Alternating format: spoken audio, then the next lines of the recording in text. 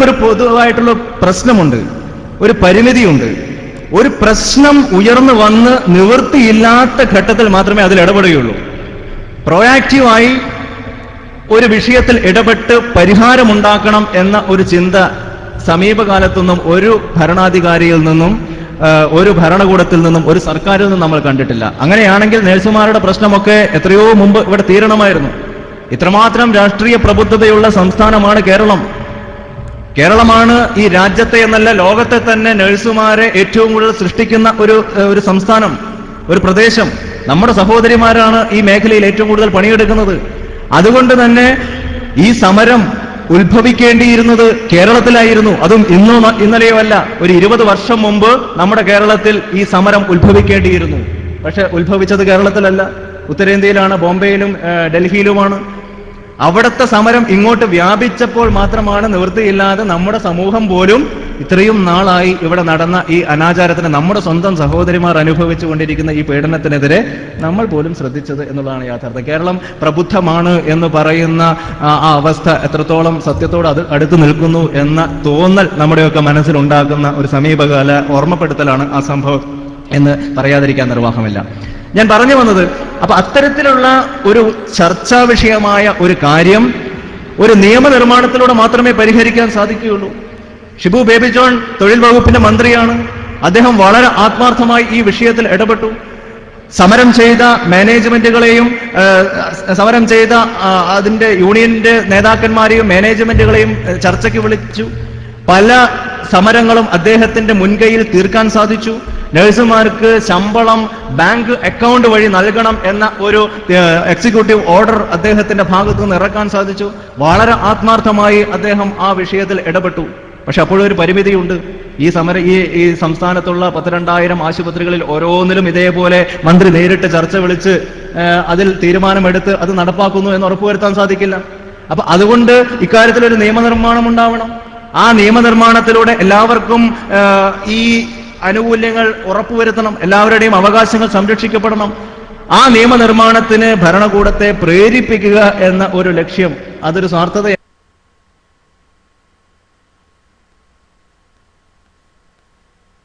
മുമ്പ് അത് ചർച്ച കൊണ്ടാണ്. അങ്ങനെ ചർച്ചാ വിഷയമായി ഒരു സോഷ്യൽ പ്രഷർ ഇവിടെ ബിൽഡപ്പ് ചെയ്തില്ലെങ്കിൽ ആ തീരുമാനം ഒരു നിയമനിർമ്മാണത്തിലേക്കോ ഈ സമരത്തിന്റെ ഒരു ലോജിക്കൽ കൺക്ലൂഷനിലേക്കോ എത്തില്ല എന്ന യാഥാർത്ഥ്യം നമ്മൾ തിരിച്ചറിയുകയാണ്. ആ ബില്ല് ഇനിയും വരാനിരിക്കുകയാണ്. ഞാൻ അതിന്റെ കോപ്പി ബഹുമാന്യനായ തൊഴിൽ വകുപ്പ് മന്ത്രിക്ക് കൊടുത്തു. മന്ത്രി അത് ഔദ്യോഗിക ബില്ലായി തന്നെ കൺസിഡർ ചെയ്യാം എന്ന ഒരു തരത്തിൽ നമ്മളോട് സൂചിപ്പിച്ചിരിക്കുകയാണ്. വരട്ടെ, ഞാൻ പറഞ്ഞു വന്നത്, ഇത് ജനാധിപത്യത്തിന്റെ ഒരു പുതിയ ഘട്ടത്തെയാണ് സൂചിപ്പിക്കുന്നത്. പുതിയ കാലഘട്ടത്തിന് നമുക്ക് ഇത്തരം സാങ്കേതിക വിദ്യകൾ പ്രയോജനപ്പെടുത്താൻ സാധിക്കണം. നമ്മുടെ പരമ്പരാഗതമായ ചിന്തകളിൽ നിന്നും രീതിശാസ്ത്രങ്ങളിൽ നിന്നും നടപ്പ് രീതികളിൽ നിന്നും മാറി ചിന്തിക്കാൻ നമുക്ക് സാധിക്കണം. ജനാധിപത്യം എന്ന് പറയുന്നത് ഉദയം ചെയ്തത് തന്നെ യഥാർത്ഥത്തിൽ ഇങ്ങനെയാണ്. ജനാധിപത്യത്തിന്റെ ആരംഭം, അതിന്റെ ആദ്യ കാലഘട്ടം നമ്മൾ പരിശോധിച്ചാൽ നമുക്ക് കാണാൻ കഴിയുന്നത് ഏഥൻസിലും ഗ്രീസിലെ ഏഥൻസിലും മറ്റുമാണ് ജനാധിപത്യത്തിന്റെ പ്രാരംഭ രൂപങ്ങൾ ഉദയം കൊണ്ടത് എന്ന് നമ്മൾ കേട്ടിട്ടുണ്ട്. അവിടെ മുഴുവൻ ആളുകളും പങ്കെടുത്തിട്ടുള്ള ഡയറക്റ്റ് ഡെമോക്രസി ആയിരുന്നു ഉണ്ടായിരുന്നത്, നേരിട്ടുള്ള ജനാധിപത്യം. എന്താ നേരിട്ടുള്ള ജനാധിപത്യം? ആ നഗരത്തിലെ മുഴുവൻ ആളുകളും ഒരു പ്രത്യേക സ്ഥലത്ത് സമ്മേളിക്കുകയാണ്, അവർ അഭിപ്രായം പറയുകയാണ്. അതിനെയാണ് നേരിട്ടുള്ള. പക്ഷേ പിൽക്കാലത്ത് ആ നേരിട്ടുള്ള ജനാധിപത്യം പ്രായോഗികമല്ലാതായി മാറി. എന്താ കാരണം? രാജ്യങ്ങളുടെ അതിർത്തി വലുതായി, രാജ്യം വലുതായി, ജനസംഖ്യ കൂടി. ഈ രീതിയിൽ എല്ലാവരെയും പെട്ടെന്ന് വിളിച്ചുകൂട്ടാനൊന്നും പറ്റില്ല. ഒരു തീരുമാനമെടുക്കണമെങ്കിൽ എല്ലാവരെയും വിളിച്ചുകൂട്ടി എല്ലാവരുടെയും അഭിപ്രായം അറിയുക എന്നത് പ്രായോഗികമായി ബുദ്ധിമുട്ടായി തീർന്നു. ആ പ്രായോഗികമായ ബുദ്ധിമുട്ടിനെ മറികടക്കുന്നതിനുള്ള ഒരു ഉപായം എന്ന നിലയിലാണ് ഇന്നത്തെ ഇൻഡയറക്റ്റ് ഡെമോക്രസി അല്ലെങ്കിൽ റെപ്രസെന്റേറ്റീവ് ഡെമോക്രസി കടന്നു വരുന്നത്. നേരിട്ടുള്ള ജനാധിപത്യമല്ല എന്നുള്ളത്. നമ്മൾ ജനപ്രതിനിധികളെ തിരഞ്ഞെടുക്കുന്നു. എല്ലാവരെയും എല്ലാ സമയത്തും വിളിച്ചു കൂട്ടാൻ പറ്റില്ല, എല്ലാവരുടെയും അഭിപ്രായം എല്ലാ കാര്യത്തിലും ഒരേ ചോദിക്കാൻ പറ്റില്ല, അതിനുവേണ്ടി സമയം കളയാൻ പറ്റില്ല. അതുകൊണ്ട് കുറച്ചാളുകളെ ജനപ്രതിനിധികളായി തെരഞ്ഞെടുക്കുന്നു. ആ ജനപ്രതിനിധികളുടെ അഭിപ്രായം ജനങ്ങളുടെ അഭിപ്രായമാണ് എന്ന് അസ്യൂം ചെയ്യുന്നു. അതൊരു അസംഷൻ മാത്രമാണ്, അതൊരു ഉപായം മാത്രമാണ്. ഈ പ്രായോഗിക ബുദ്ധിമുട്ടിനെ മറികടക്കുന്നതിനുള്ള ഒരു ഉപാധി മാത്രമാണ് എന്ന് നമ്മൾ മനസ്സിലാക്കണം. അത് മനസ്സിലാക്കിയാൽ മാത്രമേ ജനാധിപത്യത്തെക്കുറിച്ചുള്ള നമ്മുടെ കാഴ്ചപ്പാടിന് പൂർണ്ണത വരികയുള്ളൂ. നമ്മുടെ ലക്ഷ്യം അപ്പോഴും ഞാൻ നേരത്തെ സൂചിപ്പിച്ച ഡയറക്റ്റ് ഡെമോക്രസിയാണ്, നേരിട്ടുള്ള ജനാധിപത്യമാണ്. അതുകൊണ്ടാണ് രാഷ്ട്രപിതാവ് മഹാത്മാഗാന്ധി ഇന്ത്യക്ക് സ്വാതന്ത്ര്യം കിട്ടിയപ്പോൾ അദ്ദേഹം സൂചിപ്പിച്ചത്, ഈ നാട്ടിലെ ഓരോ സാധാരണക്കാരനും ഈ രാജ്യത്തിന്റെ ഭാഗതയെ നിർണയിക്കുന്ന മഹത്തായ പ്രക്രിയയിൽ തനിക്ക് പങ്കാളിത്തമുണ്ട് എന്ന ബോധ്യം ഉണ്ടാവാത്തിടത്തോളം കാലം ഈ രാജ്യത്തിന്റെ സ്വരാജ്യം പൂർണ്ണമാകുന്നില്ല, സ്വാതന്ത്ര്യം പൂർണ്ണമാകുന്നില്ല. ഗാന്ധിജി പറഞ്ഞതാണ്. അതുകൊണ്ടാണ് അദ്ദേഹം മുന്നോട്ട് വെച്ച ആശയം ഗ്രാമസ്വരാജ്.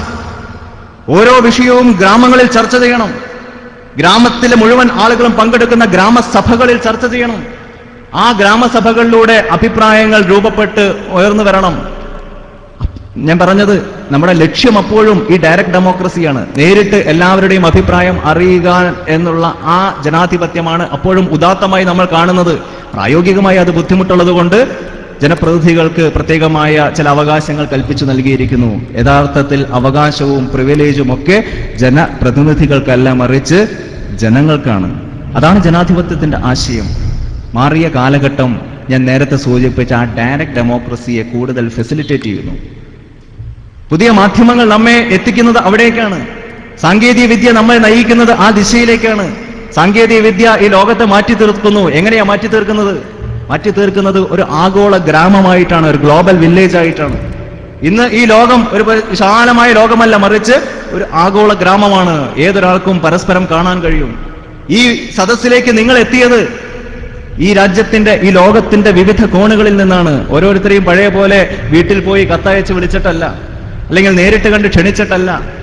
ഈ പരിപാടിയുടെ ക്ഷണക്കത്ത് എനിക്ക് വന്നത് ഇമെയിലായിട്ടാണ്, അല്ലെങ്കിൽ SMS ആയിട്ടാണ് പലർക്കും ഇതിന്റെ അറിയിപ്പ് കിട്ടിയിട്ടുണ്ടാവുക. സാങ്കേതിക വിദ്യ നമ്മളെ അത്രമാത്രം അടുപ്പിക്കുകയാണ്. ആ സാങ്കേതിക വിദ്യയെ നമുക്ക് എല്ലാ രംഗത്തും പ്രയോജനപ്പെടുത്താൻ സാധിക്കണം. പരമ്പരാഗതമായ രീതികൾ, നടപ്പുകൾ, ചിട്ടവട്ടങ്ങൾ പുലർത്തുന്ന എല്ലാ സ്ഥാപനങ്ങളും കാലാനുസൃതമായി മാറാൻ തയ്യാറാവണം. ജുഡീഷ്യറി മാറാൻ തയ്യാറാവണം. നിയമനിർമ്മാണ പ്രക്രിയയിൽ ഈ പുതിയ സാങ്കേതിക വിദ്യകൾ കടന്നു വരാൻ സാധിക്കണം. ജനങ്ങളുടെ അഭിപ്രായങ്ങൾ ശേഖരിക്കണം. എന്താ കൊണ്ട് തെറ്റ്? ജനങ്ങളുടെ അഭിപ്രായത്തിലൂടെ ഒരു നിയമം സമ്പുഷ്ടീകരിക്കപ്പെടുമെങ്കിൽ, ജനങ്ങളുടെ അഭിപ്രായങ്ങൾ കൂടി കോർത്തിണക്കിക്കൊണ്ടുള്ള ഒരു നിയമമാണ് നിയമസഭയുടെ മുന്നിലേക്ക് ആദ്യം വരുന്നത് എങ്കിൽ നിയമസഭാ അംഗങ്ങൾക്ക് കൂടുതൽ എളുപ്പമുണ്ട് അതിനെക്കുറിച്ച് കൂടുതൽ ഇൻഫോംഡ് ആയിട്ടുള്ള അഭിപ്രായം പറയാം. പിന്നെ ഒരു അവസാന മിനുക്കുകൾ മാത്രം, ചില സാങ്കേതികത്വങ്ങൾ മാത്രം പൂർത്തീകരിച്ചാൽ വളരെ നല്ല നിയമമായി നമുക്കത് പുറത്തു കൊണ്ടുവരാൻ സാധിക്കും. പക്ഷേ നമ്മൾ അത്തരത്തിലുള്ള മാറ്റങ്ങൾക്ക് പലപ്പോഴും മുഖം തിരിഞ്ഞു നിൽക്കുന്നു. അതല്ലെങ്കിൽ മാറ്റം എന്ന വാക്ക് കേൾക്കുമ്പോഴേക്കും ഇതെന്തോ വലിയ പ്രശ്നം നടക്കാൻ പോവുകയാണ് എന്ന തരത്തിൽ നൂറ്റാണ്ടുകൾക്ക് മുമ്പ് ഉണ്ടാക്കിയ ചില നൂലാമാലകളിൽ പിടിച്ച് നിൽക്കുന്നു എന്നുള്ള ഒരു സാഹചര്യം ഇവിടെ ദൗർഭാഗ്യവശാൽ നിലനിൽക്കുകയാണ്. പക്ഷെ എനിക്ക് ആത്മവിശ്വാസമുണ്ട്, ഈ ചർച്ച, ഈ അടക്കമുള്ള കാര്യങ്ങൾ കൂടുതൽ സാർത്ഥകമായി മുന്നോട്ട് കൊണ്ടുപോകും എന്നുള്ള കാര്യത്തിൽ എനിക്ക് സംശയമുണ്ട്. നമുക്ക് മുന്നോട്ട് പോകാൻ സാധിക്കും. ഒരുപാട് ആശയങ്ങൾക്ക് പലപ്പോഴും വേദിയാവുന്നത് ഇത്തരത്തിൽ ഇനിയും ഒരുപാട് പ്രഭാഷകർ ഇരിക്കുകയാണ്. നിങ്ങളുടെയൊക്കെ മുഖങ്ങളിൽ ഒരല്പം അസ്വസ്ഥത എനിക്ക് കാണാൻ കഴിയും. അതുകൊണ്ട് ദീർഘസംസാരനാക്കിയത് ഒരു വ്യക്തിപരമായ അനുഭവം പറയുകയാണെങ്കിൽ, എന്റെ നിയോജക മണ്ഡലത്തിലെ ാണ് ഫേസ്ബുക്കിൽ തന്നെ തൃക്കാർ മാത്രം അംഗങ്ങളായിട്ടുള്ള ഒരു ഗ്രൂപ്പുണ്ട്. തൃത്താല പെരുമ എന്നാണ് പേര്. കൂടുതലാക്കമാണ് നമ്മളെ വിമർശിക്കാൻ കിട്ടുന്ന ഏറ്റവും നല്ല അവസരമായിട്ടാണ് അവർ അതിനെ പ്രയോജനപ്പെടുത്തുന്നത്. ഏതാണ്ട് 1500ഓളം ആളുകളുണ്ട്. പല വിഷയങ്ങൾ, ഇപ്പൊ റോഡിൽ എന്തെങ്കിലും കുഴി കണ്ടാൽ നേരെ അതിന്റെ മൊബൈൽ ക്യാമറയിൽ ആ ഫോട്ടോ എടുത്ത് ഇതിൽ അപ്ലോഡ് ചെയ്യാണ്. എവിടെ MLA? ഇവിടെ ഒരു MLA ഉണ്ടോ? MLA ഇതൊന്നും കാണുന്നില്ലേ? എനിക്കും അത് വളരെ ഞാനൊക്കെ ചോദിക്കുന്നു, ആണ് ഈ റോഡ്, ഏതാണ് എക്സാക്ട് പൊസിഷൻ? അപ്പൊ പറയും ഇന്ന റോഡിൽ ഏതാണ്ട് ഇന്ന സ്ഥലത്തിലൂടെ പ്രദേശമാണ്. ഞാൻ ആ വഴിക്ക് പോകുമ്പോൾ പരിശോധിക്കാൻ എനിക്ക് അവസരം കിട്ടുന്നു. ഉടനെ തന്നെ എഞ്ചിനീയറോട് പറയുന്നു. എഞ്ചിനീയർ അവിടെ ജനാധിപത്യത്തിൽ പോലും ഉപയോഗപ്പെടുത്താം എന്നതിനെ കുറിച്ച് ഒരു ചെറിയ സൂചന ഞാൻ ഇവിടെ നൽകി. പല അപകടവുമുണ്ട്. തൃത്താല ആശുപത്രിയിൽ ഒരുത്തൻ ഒരു ഫോട്ടോ ഇതുപോലെ ഇട്ടതാണ്. ഒരു പഴയ ഒരു വണ്ടിയുടെ ചിത്രം, ആകെ പൊടി പിടിച്ച് ചില്ലൊക്കെ പൊട്ടിയിട്ടുള്ള ഒരു വണ്ടി. അത് അടിക്കുറിപ്പായിട്ട് എഴുതിയിരിക്കുകയാണ്, തൃത്താല ആശുപത്രിയിലെ ആംബുലൻസ് ഇതാ കിടക്കുന്നു, ഇതാണ് അതിന്റെ അവസ്ഥ. ഞാൻ ഞെട്ടിപ്പോയി. തൃത്താല ആശുപത്രിയിലെ ആംബുലൻസ് ഇങ്ങനെയാണോ? ഞാൻ ഉടൻ അവിടെ സന്ദർശിച്ചു. അവിടെ നോക്കിയപ്പോൾ അത് പണ്ട് ഹെൽത്ത് ഡിപ്പാർട്ട്മെന്റ് കൊടുത്ത് കണ്ടം ചെയ്ത് വിൽക്കാൻ വെച്ചിട്ട് ആരും എടുക്കാൻ പോയി അവിടെ പാർക്ക് ചെയ്തിട്ടിരിക്കുന്നു. അവിടെ ഒരു ആശുപത്രിയിൽ ഒരു ആംബുലൻസേ ഇല്ല. അപ്പോ ഈ രീതിയിൽ നമുക്ക് കാര്യങ്ങൾ നേരിട്ട് മനസ്സിലാക്കാനും അതിന് കൃത്യമായ മറുപടി കൊടുക്കാനും കൃത്യമായ രീതിയിൽ ഇടപെടേണ്ട രംഗത്ത് ഇടപെടാനും ഈ സോഷ്യൽ മീഡിയ പ്രയോജനപ്പെടും എന്നുള്ള ചെറിയ ഒരു വ്യക്തിപരമായ അനുഭവം പങ്കുവച്ചു എന്ന് മാത്രമേ ഉള്ളൂ. നിങ്ങൾക്കത് ഒരു പക്ഷേ പ്രസക്തമായി തോന്നണമെന്നില്ല. ഞാൻ പറഞ്ഞത് ഞാൻ നേരത്തെ സൂചിപ്പിച്ചു തന്നെയാണ്, കഴിയേണ്ടതുണ്ട്. കമ്മ്യൂണിസ്റ്റ് ആശയങ്ങൾ യഥാർത്ഥത്തിൽ നമ്മുടെ സമൂഹത്തെ നയിച്ചുകൊണ്ടിരിക്കുന്നത് ഈ തെറ്റായ ദിശയിലാണ്. കമ്മ്യൂണിസ്റ്റ് പാർട്ടിക്ക് പ്രത്യേകിച്ചും ഡിവൈഎഫ്ഐക്ക് ഇതിന്റെ വലിയ ഒരു സംവിധാനം പ്രവർത്തിക്കുന്നുണ്ട് എന്ന് നമുക്ക് മനസ്സിലാക്കേണ്ടതായിട്ടുണ്ട്. വലിയ രീതിയിലുള്ള ട്രെയിനിങ് കൊടുത്തുകൊണ്ട് അവർ ഈ മേഖലയിൽ ഒരുപാട് ചെറുപ്പക്കാരെ വിന്യസിച്ചിട്ടുണ്ട് എന്നുള്ളത് ഒരു യാഥാർത്ഥ്യമാണ്. നമ്മളത് കാണാതെ പോകരുത്. പല ആശയങ്ങളും തെറ്റായ ആശയ പ്രചരണങ്ങളും അവർ നടത്തിക്കൊണ്ടിരിക്കുന്നത് ഈ സമൂഹത്തിൽ ദൂരവ്യാപകമായ പ്രത്യാഘാതങ്ങൾ ഉണ്ടാക്കുകയാണ്.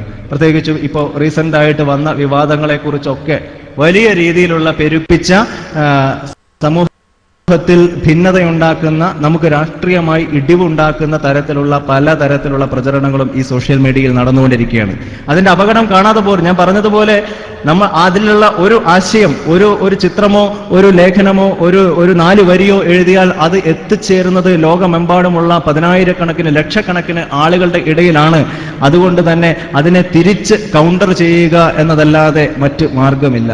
പലപ്പോഴും ഈ തെറ്റായ ആശയ പ്രചരണ രീതികളാണ് ഈ സമൂഹത്തെ ജനാധിപത്യ ധാരയിൽ നിന്ന് മറുവശത്തേക്ക് നയിക്കുന്നത് എന്നുകൂടി നമുക്ക് മനസ്സിലാക്കാൻ സാധിക്കണം. കമ്മ്യൂണിസ്റ്റ് ആശയങ്ങളെ തുറന്ന് എതിർക്കാൻ നമുക്ക് സാധിക്കേണ്ടതായിട്ടുണ്ട്. ഞാൻ വീണ്ടും ഒരു വ്യക്തിപരമായ അനുഭവം പറയാം. എൻ്റെ ആ ഗ്രൂപ്പിൽ തന്നെ കഴിഞ്ഞ ദിവസം കയ്യൂർ സമരത്തെ, ഈ മാർച്ച് 28 മറ്റോ ആണ്, കയ്യൂർ സമരത്തെ കുറിച്ച്